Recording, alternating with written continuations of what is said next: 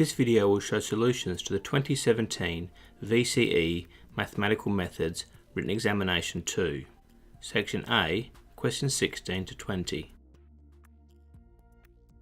Question 16. One way to think about random samples of 5 is to think about a binomial distribution with sample size 5 and probability p, where p is the population proportion. If this is our variable x, then the variable p hat will be equal to x divided by 5. Thinking like this, the probability p hat equals to 0 will be equal to the probability that x is equal to 0, and that's equal to 1 out of 243. Using this information and the probability distribution functions of our calculator, we can determine p. Calling up the probability distribution for the binomial at a point, we have 0 out of 5 trials with probability p. We can set this input equal to our probability value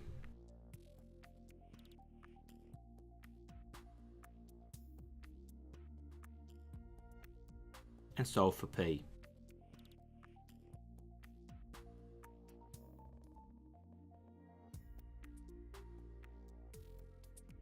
Giving us a value that looks suspiciously like 2/3.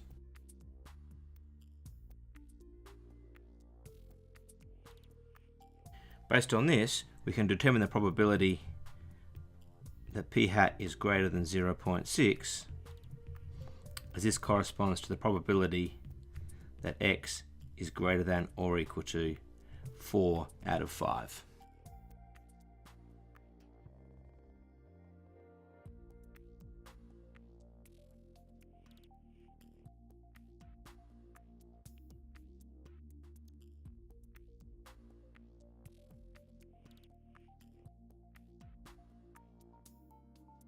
Giving us a probability of 0.4609, which is answer C. Question 17. We are asked to consider an even function, as we're told that f of minus x equals f of x, and we were asked to determine an expression for the area between this curve and the x-axis. We are given 5 options to think about. Looking at the first option, we can see it is incorrect, as it does not account for the fact that the area between B and C lies below the x-axis. Looking at option B, we can see that the area between A and B and C and D is accounted for correctly. However, the area between B and C has had effectively a double negation, a negative sign, but also the reversal of the boundaries from C to B rather than B to C. So that is incorrect. Option C correctly accounts for the fact that the area from A to B is equal to the area from C to D due to the even nature of the function. So the first term of that expression is correct. However, that second term does not account for the area between B and C. That sign should be a minus sign, so C is incorrect.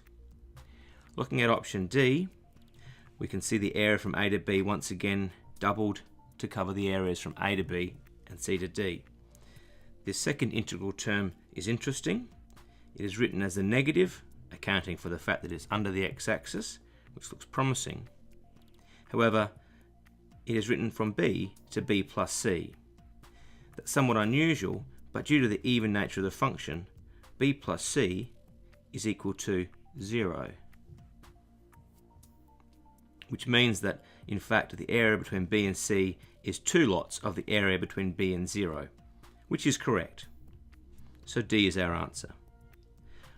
For completeness, looking at option E, we can see that the area from A to B is correctly expressed.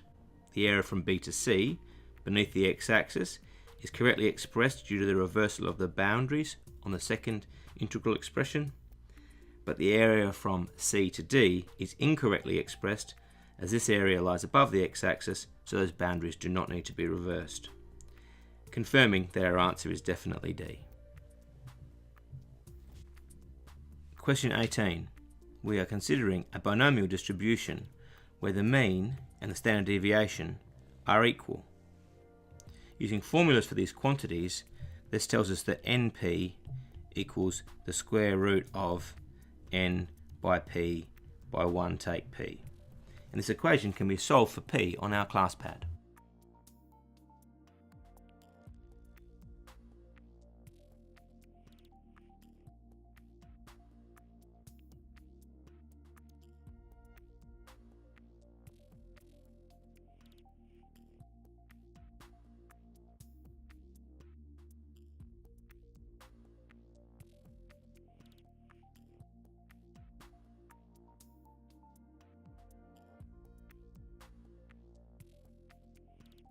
As we know that P is not 0, we are interested in the expression P equals N divided by N squared plus 1. We are told that P is less than or equal to 0.01.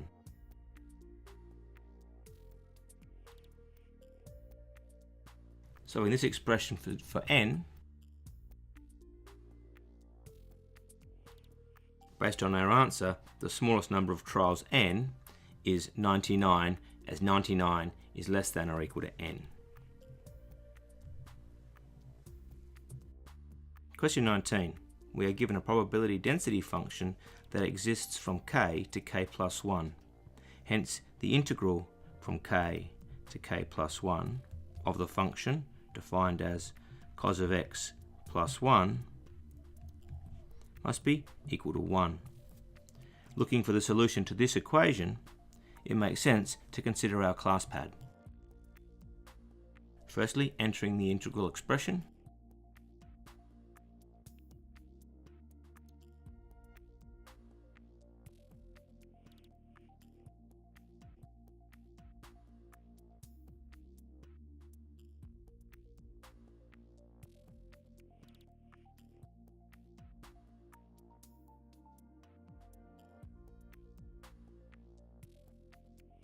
Setting it equals to 1 and solving for k.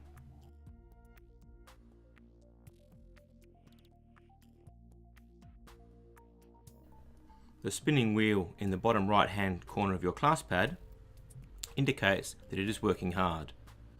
If that wheel spins for too long, as it seems to be doing now, that suggests that the class pad's CAS algorithm is struggling with the equation that's been asked to solve.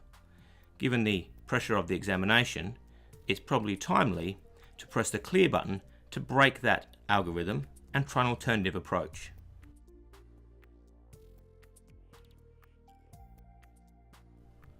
One way to approach the same equation will be to use the numerical solver that's available on the class pad. I'm going to copy my equation, delete this line, and start again, this time asking the class pad to solve numerically.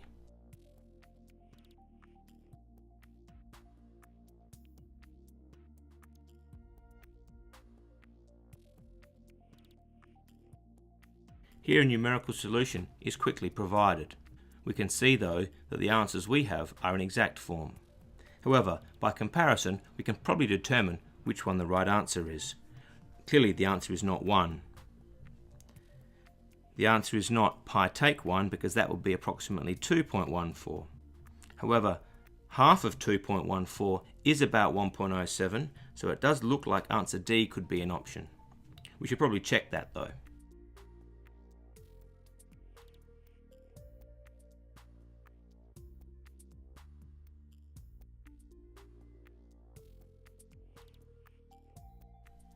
So the answer is D.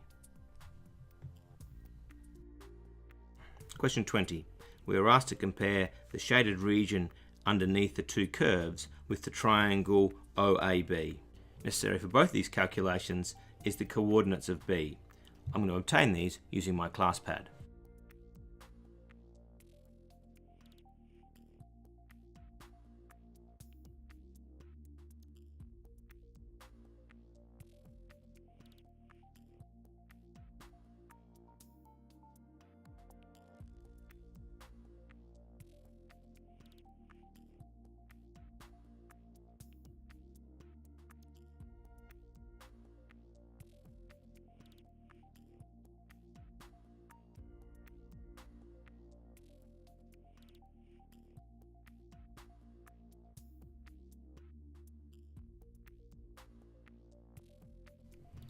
So our two curves, root 3 sine x and cos x, intersect at some point between 0 and pi on 2.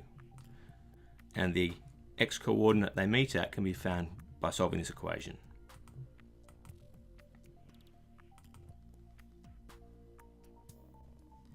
So at B, x is pi on 6. The y-coordinate of B is equal to the cosine of pi on 6, which is square root 3 over 2. So now we have our coordinates for B. These coordinates allow us to calculate the area of the triangle OAB. This area will be a half multiplied by the base, which is pi over 2, multiplied by the height, which is the y-coordinate of B, square root 3 over 2. And that equals root 3 pi over 8. To determine the area of the shaded region, we can use our class pad and some integral expressions. First of all, the area underneath the curve root 3 sine x. This area is from 0 through to the x-coordinate of B, which is pi on 6. The second area that comprises the shaded region is the area beneath the cos x curve. This will be the integral from pi on 6 to pi on 2.